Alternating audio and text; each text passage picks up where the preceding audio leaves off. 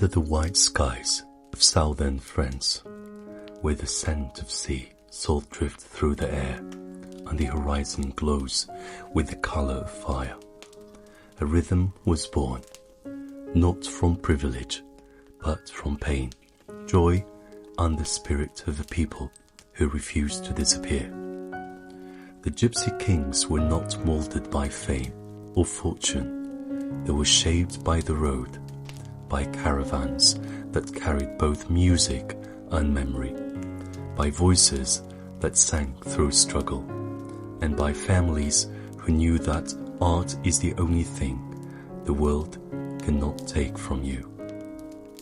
Before the bright light, before the world danced to Bamboleo and Volare, there were simple evenings of laughter and longing, guitars echoing across dusty courtyards, stories whispered through chords, and hearts that believed in music even when the world did not believe in them.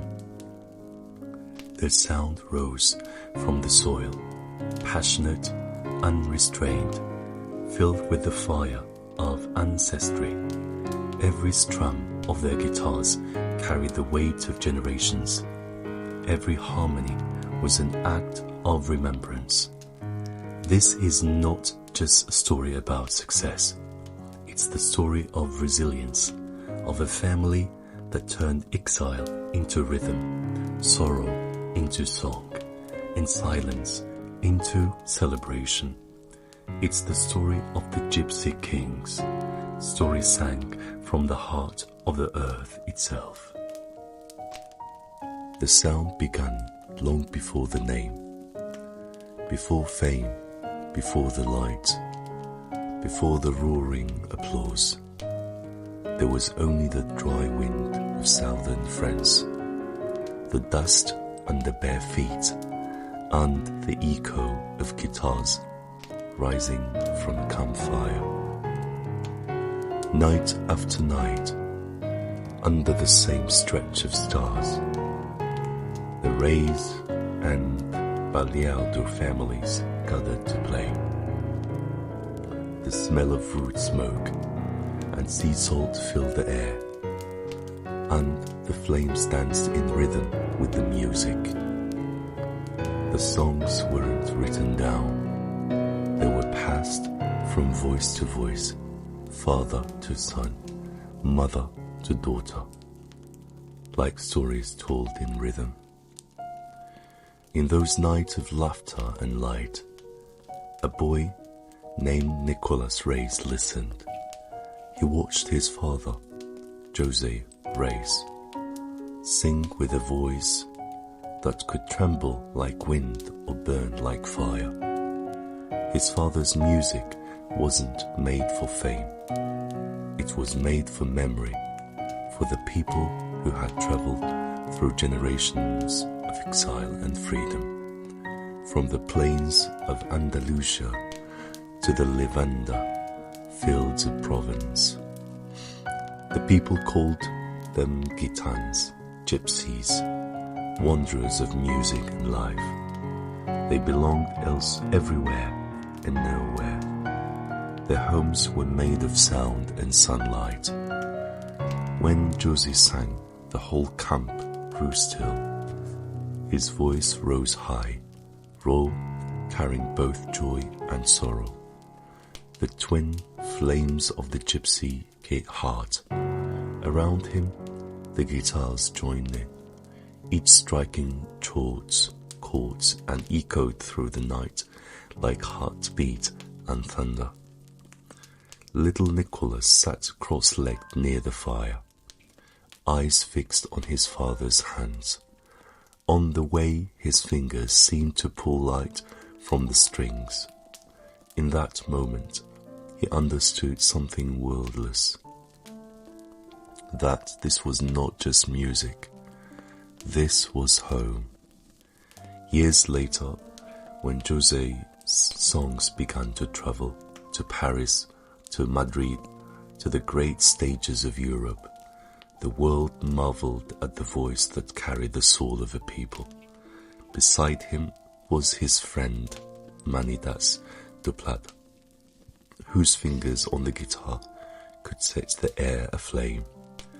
Together, they brought the gypsy sound to places that had never heard it before.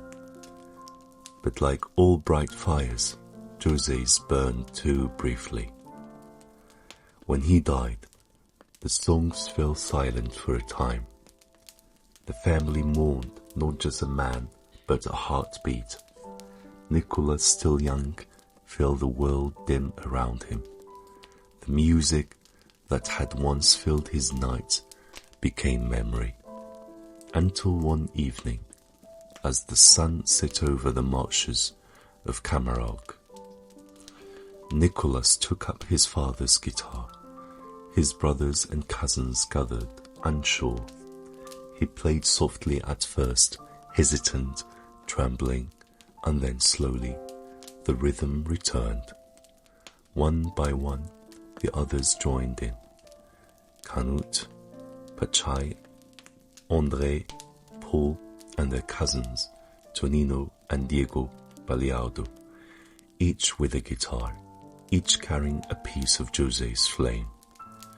The sound that rose that night was different, younger, faster, full of energy and laughter, but still rooted in the same heartbeat. They called themselves Los Reyes, the Kings. It was half tribute, half dream. They played in cafes, weddings, and town squares along the Mediterranean, where the air smelled of salt and citrus and the sound of waves mingled with guitars. Their music was still flamenco, but it carried something new, hints of pop, Latin, rumba, and even French melody. It was as if the whole world had found its way into their rhythm. People who had never heard gypsy music before began to dance. They didn't know that they were building something greater, something that would one day echo across continent. For now, they were simply a family, playing because they must. Every night, after the music ended, Nicolas would sit quietly, listening to the sea, the stars above, the Camargue shone like sparks, and he could almost hear his father's voice in the wind, a reminder that music never dies. It only changes shape. Somewhere beyond that horizon, the world was waiting, and soon it would listen. The Gipsy Kings had not yet taken their name, but the fire was already burning. The mornings in Arles carried a softness only the south of France could hold. Warm light spilling over white stone walls, roasters echoing in the distance, and the faint sound of guitars drifting through open windows. By the early 1980s, the Reyes and Baleardo families had turned those gentle mornings and fairy tale nights into a way of life. They played everywhere, at weddings, festivals, even roadside cafes. For them, music wasn't work, it was breath. They would rise with the sun, share coffee and laughter, and then gather in a courtyard or a small room to play. The rhythm started with one guitar, maybe Tonino's fast, crisp, strumming, then another joined, then another. Soon the air shimmered with energy, and the music would spill out into the street, drawing passerby to their door. Every song was a conversation, an argument, a celebration. They laughed as they played, teased each other mid-song, shouted "Olé" when the rhythm hit perfectly.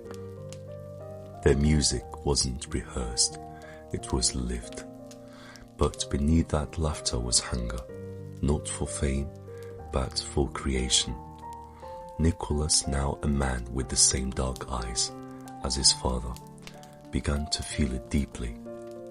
There was more inside them than the old songs. They had inherited a rhythm older than memory, but they were living in a new world, one filled with radios, tapes and sounds that crossed borders. They wanted to blend it all, the old fire and the new air, so they began experimenting. Paul brought melodies that were soft and modern. Tonino's guitar danced faster, brighter.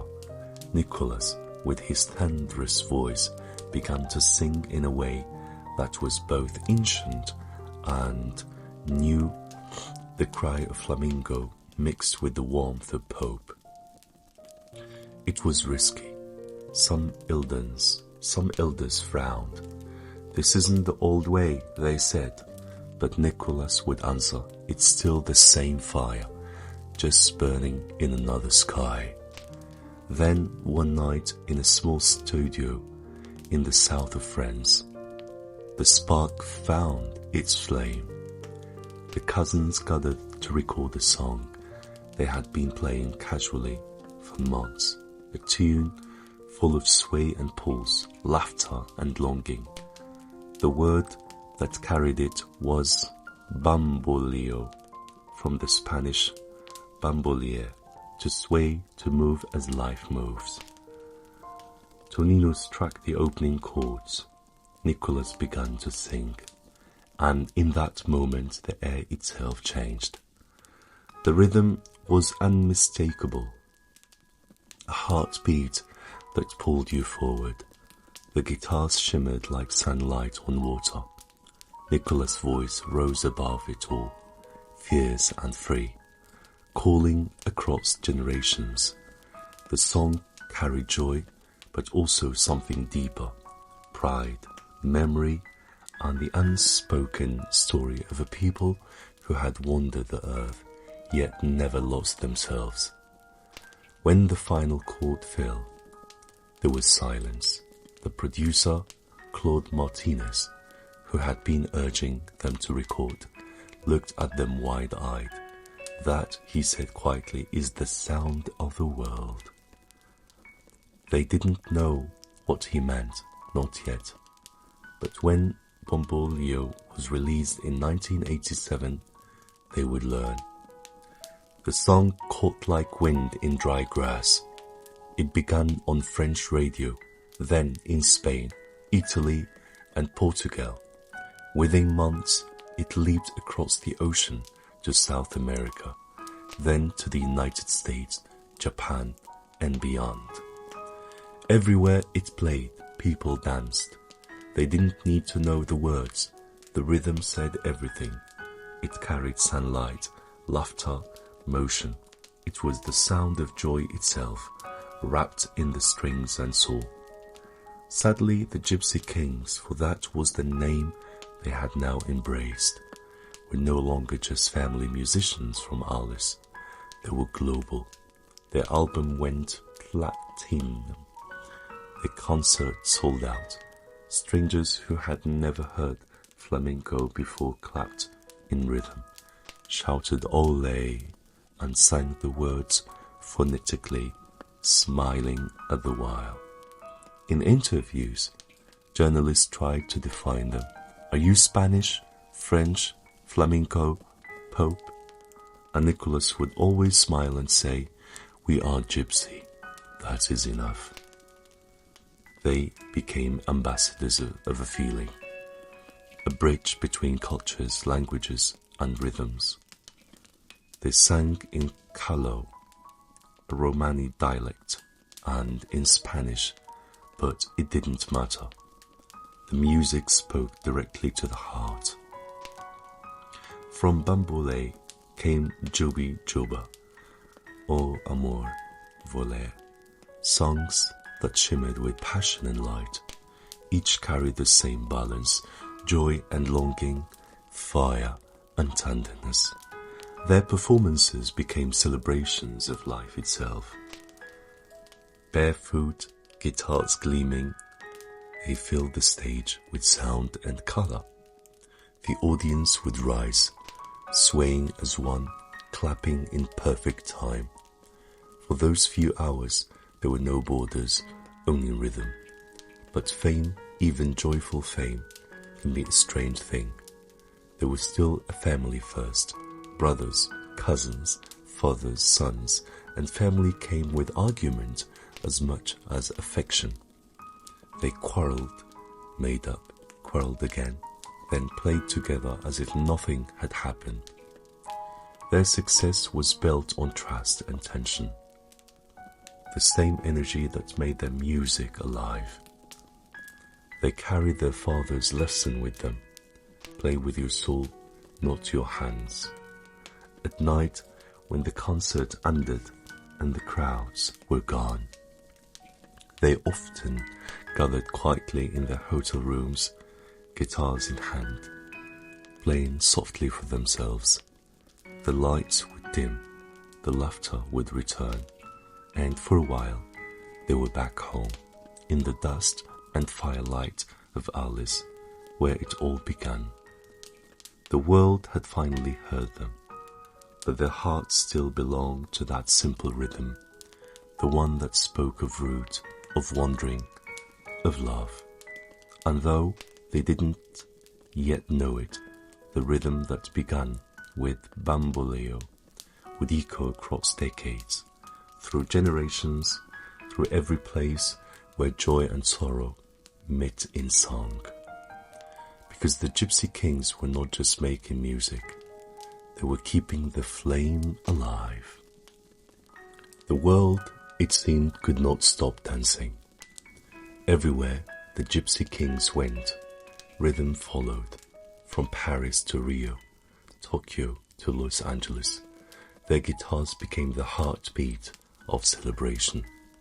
It didn't matter if the crowd understood the words. The rhythm spoke fluently in every language. When Bamboleo played on a radio, people turned the volume up without thinking. In kitchens and cafes, in taxis and beaches, the same sway spread, shoulders loosening, heads nodding, smiles breaking.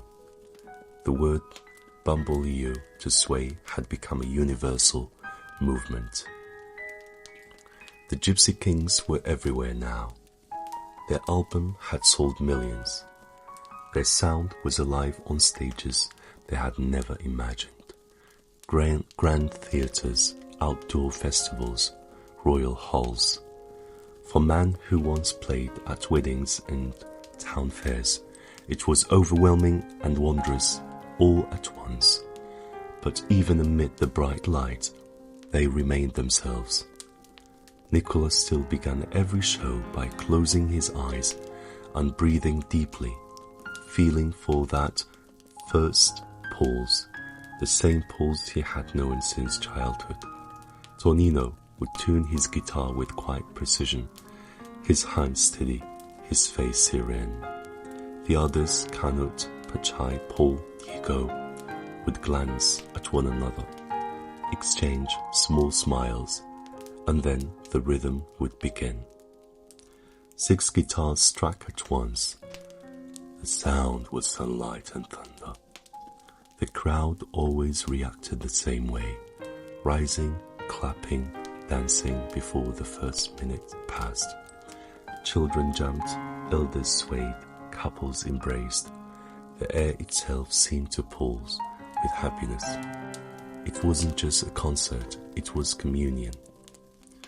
The band traveled constantly now, from continent to continent, living between stages, airport and hotel rooms.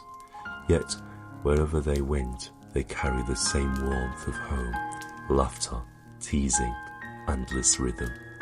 Even on planes, someone would tap a rhythm on the seat or hum a melody until the others joined in. Their fame brought strange gift. They were invited to perform for presidents and kings, to appear on television shows watched by millions, but it was often the smaller moment that stayed with them.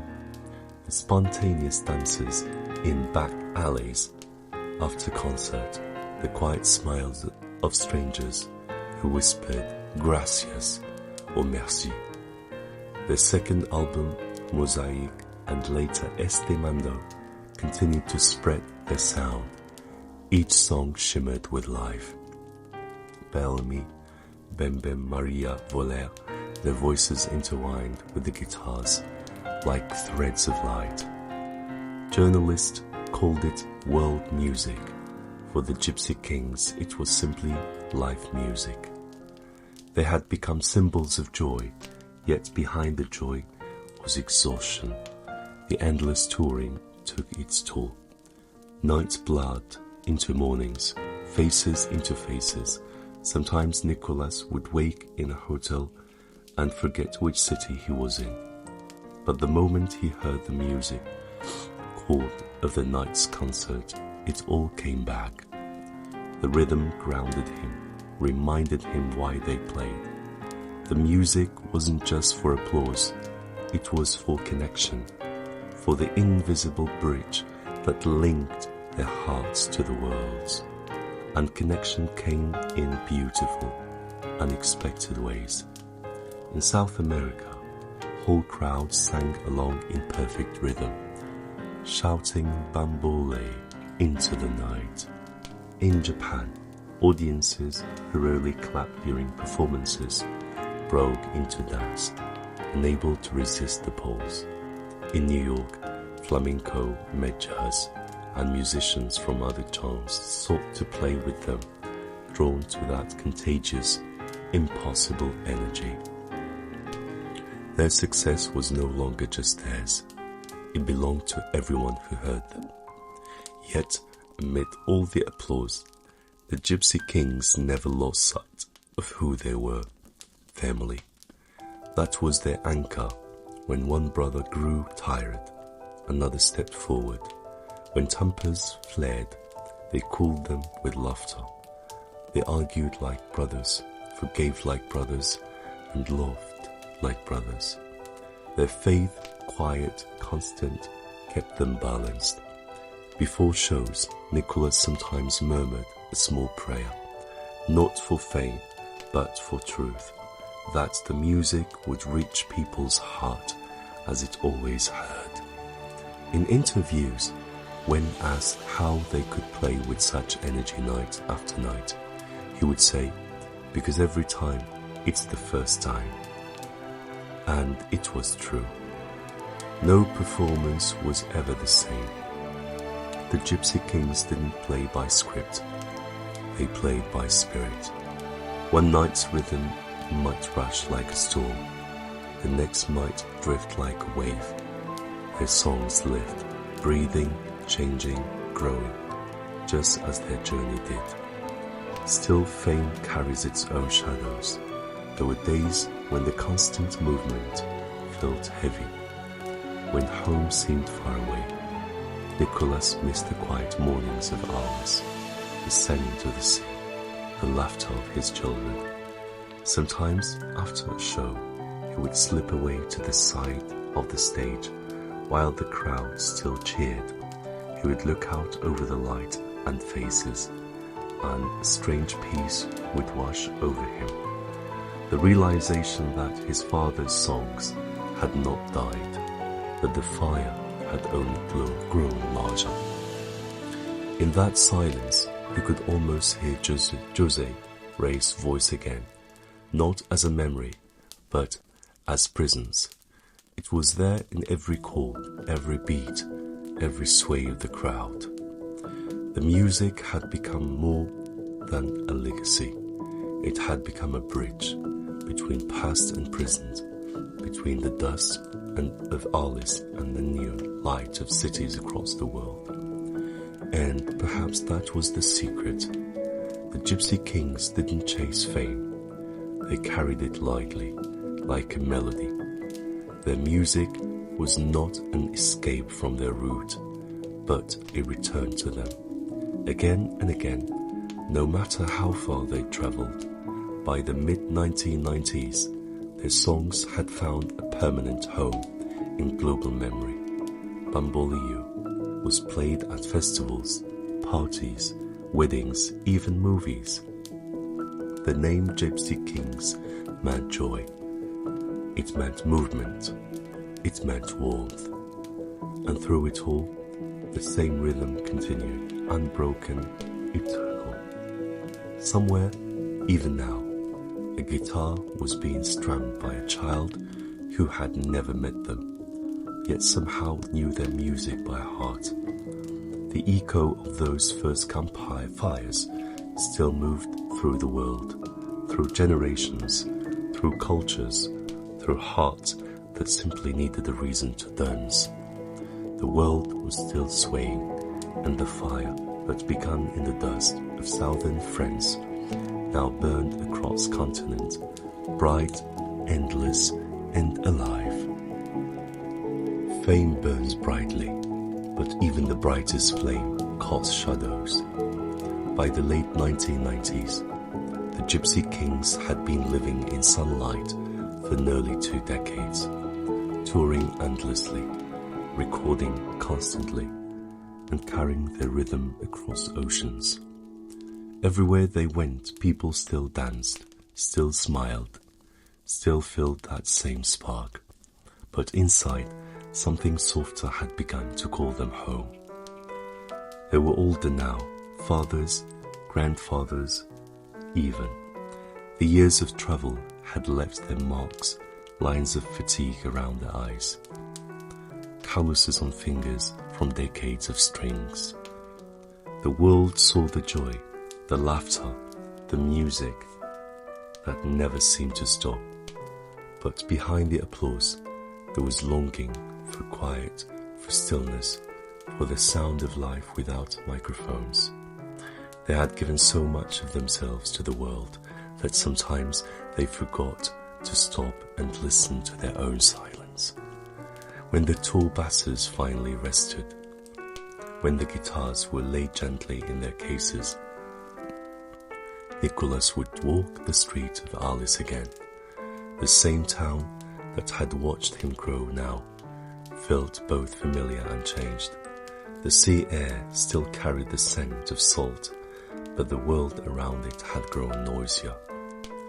He would sit at the harbour at dusk, listening to the gulls and the soft echo of distant music, and sometimes, when he was alone, he would hum. The melodies came not from ambition, but from memory, small fragments of his father's songs, pieces of firelight from long ago. Music had made the Gipsy Kings rich, but not all riches can be counted. The greatest treasure was still family. When they gathered, cousins, uncles, and children, the laughter returned, and the old rhythm found its way back effortlessly. The same guitars that had conquered the world now played for the joy of it, for the sound of shared life. There were disagreements, of course. Fame and fatigue have their way of stirring tempers. Some wanted rest, others wanted renewal. Some felt the road still calling, others longed to stay. But when they began to play again, the argument melted into sound. The rhythm always won. In the early 2000s, the world around them had changed. Music was different, faster, louder, digital, but the Gipsy Kings sound remained pure. They released Roots in 2004. It returned to simplicity, to the essence of what they were. The album was quiet, raw, honest, flamenco without filters, the campfire without the crowd.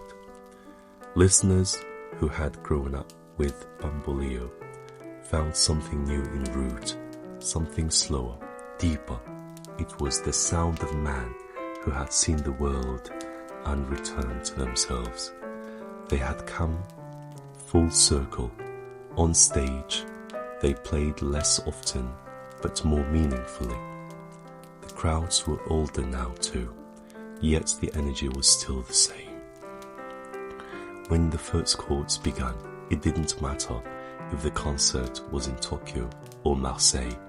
people rose, hands clapping, hearts beating in rhythm. But Nicolas had changed. His voice had deepened, thickened with years of emotion. It carried not just joy now, but gratitude. Behind every note was the memory of everything that had been. The boy by the fire, the father on stage, the man who still carried his people's story in song. The world remembered the Gipsy Kings for Bamboleo, for Voler, for the sound of sunshine.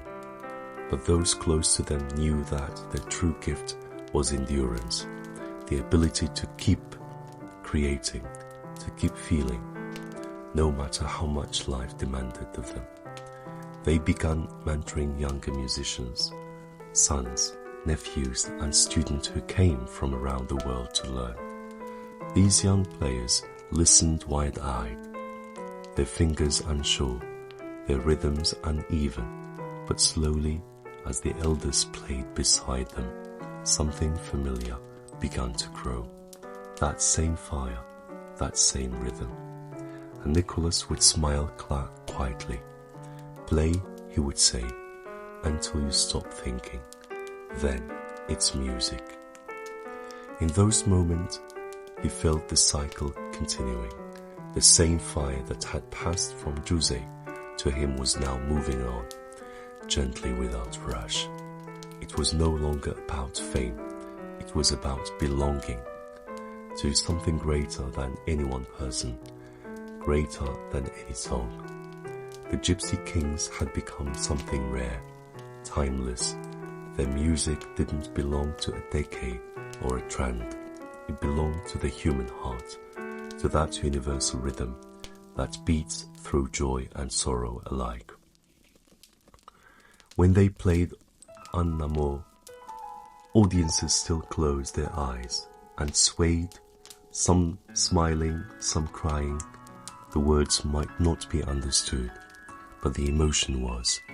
That was the magic of their art, its simplicity, its honesty, its refusal to pretend. And as the years passed, that magic deepened.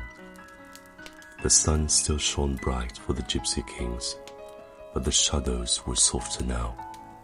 Not darkness, but rest. They had learned that the rhythm of life is not only in the fast beats of success, but in the quiet pauses in between.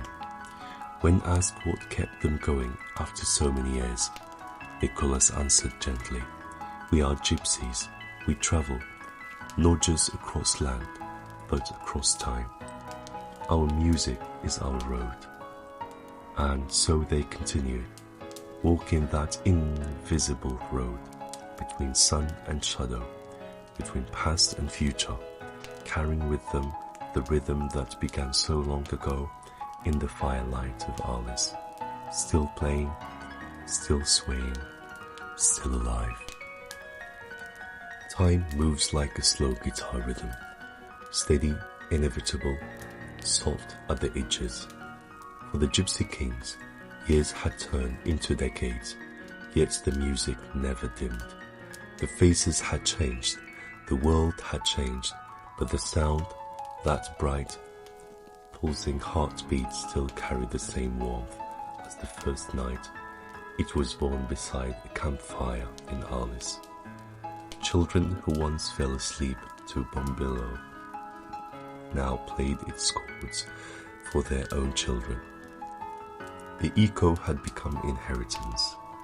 When Nicolas Reyes stepped on stage now, his hair silvering beneath the light, the crowd still erupted as if it were 1987. The cheering wasn't for nostalgia. It was for recognition, for the reminder that joy, once found, never leaves us. He would smile, lift his guitar, and begin. The first strum, the familiar sway, the shout of Ole, and suddenly the years disappeared. The people danced again. Behind him stood both family and future. Younger players, sons and nephews, their fingers quick, their hearts wide open. The next generation had arrived quietly, without announcement, slipping naturally into the rhythm, as if the guitars had been waiting for them all along. In rehearsal rooms, Nicolas would watch them. At first, their sound was sharp, full of ambition, but as he listened, he heard the same softness, the same pulse that had carried his father's voice through the smoke of long ago night. The flame was safe, he would tell them gently. And so they lived it at weddings, at seaside bars, on festival stages. Their songs mixed tradition and discovery, flamenco guitars blending with jazz chords, ramba beat meeting modern percussion. The world around them was digital now, yet the music remained beautifully human, shaped by hands and breath. The name Gipsy Kings had become more than a band. It was a lineage, a promise that the gypsy soul, free, nomadic, joyful, would keep singing no matter how the world changed. Even as streaming replaced radio and smartphones, replaced cassette players, the numbers told their own story. Millions still listening, millions still dancing. At night, in distant places, their songs slipped from open windows into the warm dark. Sometimes Nicolas travelled alone to the camera, to sit where it all began. The marsh grass whispered, the horizon glowed gold, and the sea breathed quietly beyond the dunes. He would close his eyes and hear it, not the applause, nor the crowds, but the soft guitar of his father, the clapping of his ankles, the laughter of his brothers. He would smile, the same calm smile that always came after a concert, and whisper, "Gracias," because the journey had been long, but the purpose simple, to keep the rhythm alive. The story was not about fame or fortune, though both had come. It was about continuity, about one flame passed from hand to hand without ever burning out. That flame now lived in countless hearts around the world, in a child learning her first guitar chord, in a dancer spinning barefoot on a beach, in the quiet hum of a listener drifting to sleep. Music, like memory, never truly ends. It only changes form. And so the rhythm goes on, through every sunrise, over Alice, through every sunset, over distant cities, through every note that calls us to sway, to smile, to remember. As long as there are hands to play, voices to sing, and hearts to listen, the Gipsy Kings will live on, not as an echo of the past, but as a living rhythm in the present, a rhythm that began in dust and firelight, a rhythm that crossed oceans and generations, a rhythm that reminds us that joy is not a moment, but a way of being. The guitars rest now, but the strings still vibrate softly in the dark. Listen, you can almost hear it. The whisper of Bamboleo, the heartbeat of an amour, the endless dance of life itself. And so, the music of the Gipsy Kings continues to travel, from heart to stages, from generations to eternity. Their songs have become more than melodies. They are bridges connecting the past and the present, carrying the voice of a people who found freedom not in escape, but in expression.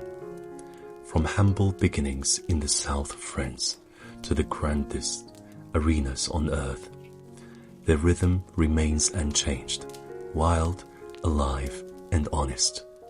They played not for fame, but for the soul, and in doing so, they touched millions who never even spoke their language, yet understood every note.